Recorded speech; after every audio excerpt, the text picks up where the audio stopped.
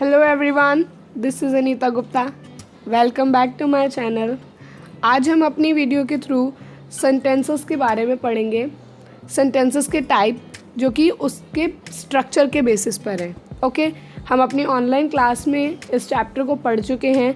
So this video is as a quick revision of that chapter. So without wasting time, let's get start our video. Sentences: simple, compound and complex.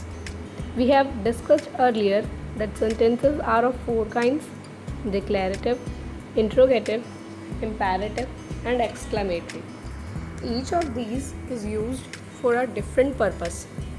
Now, on the basis of structure, we can divide sentences into three broad categories, and these are simple sentence, compound sentence and complex sentence. First, we will discuss about the simple sentence. Let's see the above example. Sheena sat in the park. Here in this sentence, sat is the finite verb. This sentence has only one finite verb and this is called a simple sentence.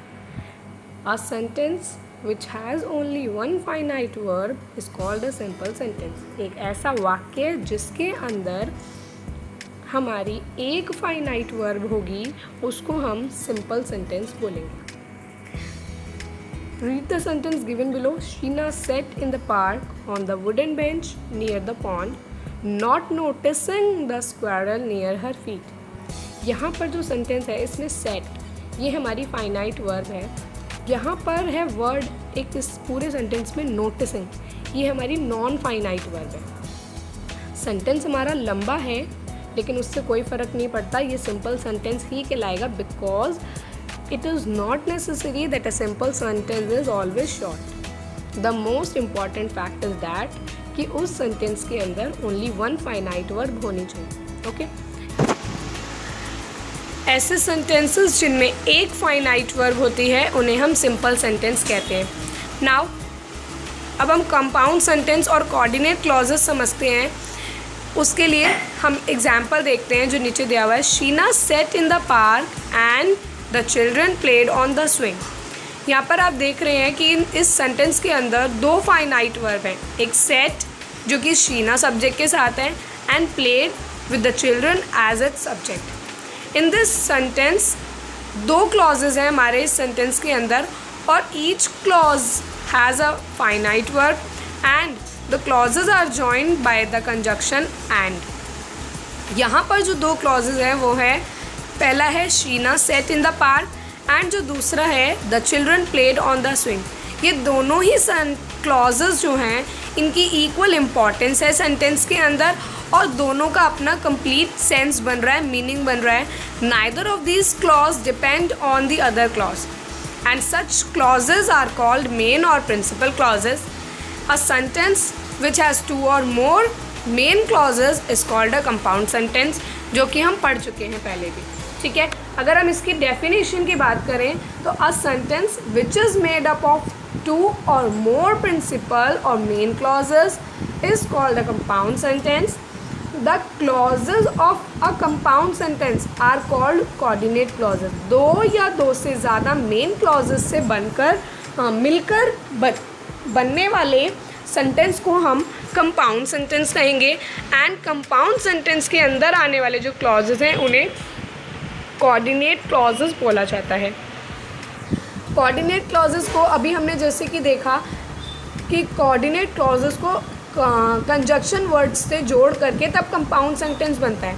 जैसे as well as, no less than, but, still, yet, only, therefore, so, ये सारे वो words हैं जो कि हमारे compound sentence में आपको देखने के लिए मिलेंगे. ठीक है, अब हम बात करते हैं complex sentence and subordinate clauses की. तो कॉम्प्लेक्स सेंटेंस को समझने के लिए let's read the example given below. Sheena sat in the park because it was pleasant. The above sentence has two finite verb, sat with the Sheena as subject and was जब इट हमारा subject है. यहाँ पर भी दो क्लॉजेज हैं, पहला है Sheena sat in the park और दूसरा है बिकॉज इट वॉज प्लेजेंट. यहाँ पर जो दो क्लॉजेज़ हैं, दोनों में से जो पहला वाला क्लॉज है उसका कंप्लीट सेंस बन रहा है, मीनिंग बन रहा है, और अगर हम उसे अकेला सिंगल भी अगर इतने सेंटेंस को भी रखते हैं तो भी उसका कंप्लीट मीनिंग बन रहा है, तो ये हमारा प्रिंसिपल क्लॉज कहलाएगा। ऐसे क्लॉजेज़ जिनका अपने आप में कंप्लीट मीनिंग है, उनको किसी और के साथ जोड़ने की ज़रूरत नहीं है, वो हमारे प्रिंसिपल क्लॉज होते ही हम पढ़ चुके हैं, ठीक है। और जो क्लॉज बी है उसका मीनिंग तो बन रहा है, सेंस तो बन रहा है, but it does not make complete sense. It can not stand on its own as an independent sentence. It can convey full meaning only if it is joint to the first clause. जब इसको first clause के साथ जोड़ा जाएगा तभी ये अपना full meaning convey करेगा। तो जो क्लॉज बी है वो हमारा सबऑर्डिनेट क्लॉज कहलाएगा। और ये जो सेंटेंस है, मतलब अगर हम कॉम्प्लेक्स सेंटेंस की डिफाइन देखते हैं, a sentence which is made up of principal clause or main clause and one or more subordinate clause is called a complex sentence. मतलब कि एक सेंटेंस जो कि एक मेन क्लॉज और एक या एक से ज़्यादा सबऑर्डिनेट क्लॉजेस से बनकर मिलकर बनेगा, वो हमारा कॉम्प्लेक्स सेंटेंस कहलाएगा। जैसे अभी हमने कंपाउंड सेंटेंस में पढ़ा कि दो क्लॉज थे, दोनों मेन क्लॉज थे, लेकिन कॉम्प्लेक्स सेंटेंस के अंदर एक क्लॉज मेन होगा और दूसरा उसके ऊपर डिपेंडेंट होगा, जिसको हम सबऑर्डिनेट क्लॉज भी बोलते हैं।